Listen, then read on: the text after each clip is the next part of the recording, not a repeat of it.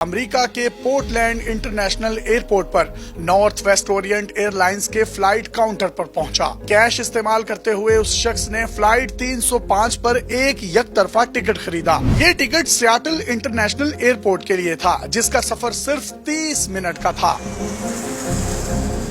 اس شخص نے اس ٹکٹ پر اپنا نام ڈین کوپر لکھا۔ یہ 40 کی دہائی کے وسط میں ایک سفید فارم شخص تھا۔ اس کے سیاہ بال اور بھوری آنکھیں تھی۔ اس نے بزنس سوٹ، ایک سفید شرٹ، ایک پتلی سیاہ ٹائی، ایک سیاہ برساتی اور براؤن جوتے پہنے ہوئے تھے۔ اس کے ہاتھ میں ایک بریف کیس اور ایک براؤن پیپر بیگ بھی تھا۔ یہ بوئنگ 727 میں سوار ہوا۔ یہ جہاز کی آخری قطار میں سیٹ نمبر E18 کا انتخاب کر کے وہاں بیٹھ گیا۔ فلائٹ میں عملے کے 6 سوار جبکہ مسافروں کی تعداد 37 تھی۔ یہ پرواز 305 پورٹلینڈ سے شیڈول کے مطابق 2:50 پر روانہ ہوئی۔ ٹیک آف کرنے کے کچھ ہی دیر بعد کوپر نے اپنے بالکل پیچھے جمپ سیٹ پر بیٹھی ہوئی فلائٹ اٹینڈنٹ فلورنس کو ایک نوٹ دیا۔ ایئر ہوسٹس نے سوچا کہ یہ ایک بزنس مین ہے جو کہ فلرٹ کرنے کے لیے اس کو اپنا نمبر دے رہا ہے، لہٰذا اس نے پرچی دیکھے بغیر ہی اپنے پرس میں رکھ لی۔ کوپر نے یہ دیکھا تو وہ ایئر ہوسٹس کی طرف جھک کر کہنے لگا، مس بہتر ہے کہ آپ اس نوٹ کو دیکھ لیں، میرے پاس بم ہے۔ یہ سن کر ایئر ہوسٹس کے ہوش اڑ گئے اور وہ گمسم ہو کر رہ گئی۔ کوپر نے اسے اپنی سیٹ پر بیٹھے رہنے کو کہا اور اپنا بریف کیس کھول کر اسے دکھانے لگا۔ اس میں ڈائنامائٹ تھا، جس کے ساتھ ایک چھوٹی بیٹری لگی ہوئی تھی۔ جہاز اب ہائی جیک ہو چکا تھا۔ اب کوپر نے اپنا بریف کیس بند کر دیا اور ایئر ہوسٹس کو اپنے مطالبے بتائے۔ ایئر ہوسٹس نے کوپر کے مطالبات کو کاغذ پر لکھا اور کاکپٹ میں چلی گئی۔ جہاز کے کیپٹن ولیم اسکوٹ نے منیسوٹا میں نارتھ ویسٹ فلائٹ آپریشن سے رابطہ کیا اور ہائی جیکر کے مطالبات کو بیان کیا۔ ہائی جیکر کا مطالبہ تھا کہ اسے شام 5 بجے سے پہلے 2 لاکھ امریکی ڈالر چاہیے۔ اسے 2 فرنٹ پیراشوٹ اور 2 بیک پیراشوٹ چاہیے۔ ابتدائی مطالبے کے بعد ہائی جیکر نے مطالبہ کیا کہ اسے یہ رقم سیاٹل انٹرنیشنل ایئرپورٹ پر دی جائے اور اس کے لیے بہانے کے طور پر طیارے میں ری فیولنگ کا انتظام کیا جائے۔ اس نے وعدہ کیا کہ پیسے ملنے کے بعد وہ تمام مسافروں کو رہا کر دے گا۔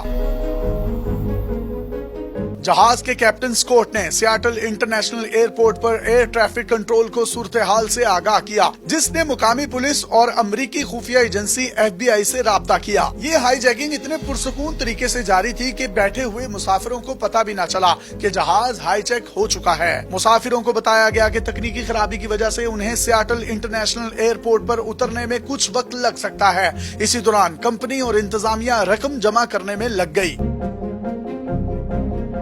پورٹلینڈ سے سیاٹل کی پرواز کے دوران کوپر نے مطالبہ کیا کہ دوسری ایئر ہوسٹس ٹینا ہر وقت اس کے ساتھ رہے گی۔ اس دوران ان دونوں کے درمیان بات چیت بھی ہوتی رہی۔ امریکی خفیہ ایجنسی FBI کے ایجنٹوں نے سیاٹل کے علاقے میں کئی بینکوں کو تاوان جمع کرنے کے لیے استعمال کیا۔ اس کے لیے انہوں نے $20 کے 10,000 نوٹ اکٹھے کیے تاکہ $2 لاکھ کی رقم اکٹھی ہو سکے۔ امریکی خفیہ ایجنسی FBI نے ہر $20 کے نوٹ پر کچھ نشانات لگا دیے۔ اس تمام ہارڈ کیش کرنسی کے سیریل نمبر زیادہ تر L سے شروع ہوتے تھے۔ اب ہائی جیکر کو فوجی پیراشوٹ دینے کا فیصلہ کیا گیا، لیکن اس نے یہ لینے سے انکار کر دیا اور سویلین پیراشوٹ کا مطالبہ کیا۔ آخرکار پرواز ایئرپورٹ پر لینڈ ہوئی۔ یہاں ایئر ہوسٹس ٹینا اس کے کوریئر کا کام کرتی رہی۔ وہ پیسے لے کر کوپر کی سیٹ پر گئی، پھر باری باری 4 پیراشوٹ اس تک پہنچائے گئے۔ ایئرپورٹ پر طیارے کی فیولنگ کے لیے بہت زیادہ وقت لگ رہا تھا، جس کی وجہ سے 3 ٹرک منگوائے گئے اور جلدی سے طیارے کی ری فیولنگ کی گئی۔ ری فیولنگ کے بعد کوپر نے مسافروں کو نیچے اترنے کی اجازت دے دی۔ اب عملے کے 6 ارکان اور ہائی جیکر ہی پیچھے رہ گئے۔ ایک ایئر ہوسٹس نے پوچھا کہ کیا وہ بھی اتر سکتے ہیں؟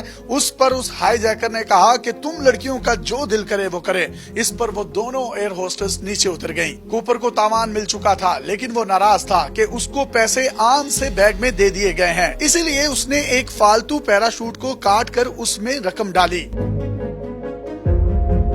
ایئرپورٹ پر زیادہ دیر لگی تو اس نے کپتان کو جہاز اڑانے کا حکم دیا اور کہا کہ اسے میکسیکو سٹی ایئرپورٹ لے جائے۔ اس نے کپتان کو ہدایت کی کہ جہاز کی بلندی 10,000 فٹ سے زیادہ نہیں ہونی چاہیے اور جہاز کی رفتار بھی 100 نوٹ پر برقرار رکھی جائے اور اس کے ساتھ ساتھ جہاز کا لینڈنگ گیئر بھی کھلا رہے۔ ہائی جیکر کو بتایا گیا کہ اس سپیڈ سے چلے تو وہ کبھی بھی میکسیکو سٹی نہیں پہنچ پائیں گے اور ان کو دوبارہ ری فیولنگ کا سامنا کرنا پڑے گا، لہٰذا ہائی جیکر نے اس بار رینو ایئرپورٹ کا انتخاب کیا۔ اب جہاز रीनो एयरपोर्ट की तरफ मुड़ने लगा। इसी दौरान हाईजैकर ने अपनी कमर के साथ रकम वाला बैग बांधना शुरू कर दिया। हाईजैकर ने इमरजेंसी सीढ़ियां खोलने के लिए अमले के किसी एक बंदे से मदद मांगी, लेकिन पायलट ने उसकी मुखालफत कर दी। पायलट ने कहा कि इस तरह से अमले का वो फर्द बाहर गिर जाएगा। हाईजैकर ने तमाम अमले को कैबिन में भेजकर उसका दरवाजा बंद कर दिया। जब दरवाजा बंद हुआ तो उसने गुप्त अंधेरे में उस नोटों के बैग समेत जो उसने कमर के साथ बांधा था नीचे जमीन पर छलांग लगा दी।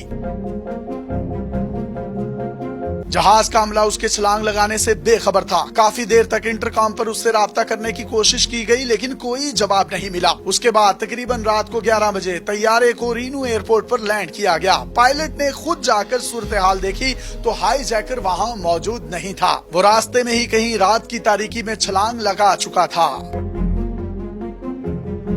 इस वाकये की बाद में बड़े पैमाने पर अमरीकी खुफिया एजेंसी FBI ने तहकीकात शुरू कर दी। डॉन कूपर का खाका भी बनाया गया, उसकी DNA प्रोफाइलिंग भी की गई, लेकिन उसका कोई सुराग ना मिल सका। एक न्यूज रिपोर्टर की गलती की वजह से उसका नाम DB कूपर छुप गया और वो इसी नाम से मशहूर हो गया। अमरीकी खुफिया एजेंसी FBI ने इस केस की तकरीबन 45 साल तक तहकीकात की और आखिरकार 2016 में इस केस को बंद कर दिया गया। इस केस में सिर्फ एक ही सुराग मिला जो 1980 में हाथ आया था। अमेरिकन खुफिया एजेंसी के एजेंट्स को 1980 में दरियाए कोलंबिया के किनारे $5800 मिले, जिनके ऊपर वही निशान थे और वही सीरीज थी जो L से शुरू हो रही थी। ये रकम भी बाद में कभी इस्तेमाल नहीं की गई, इसलिए किसी को नहीं पता कि DB कूपर कौन था।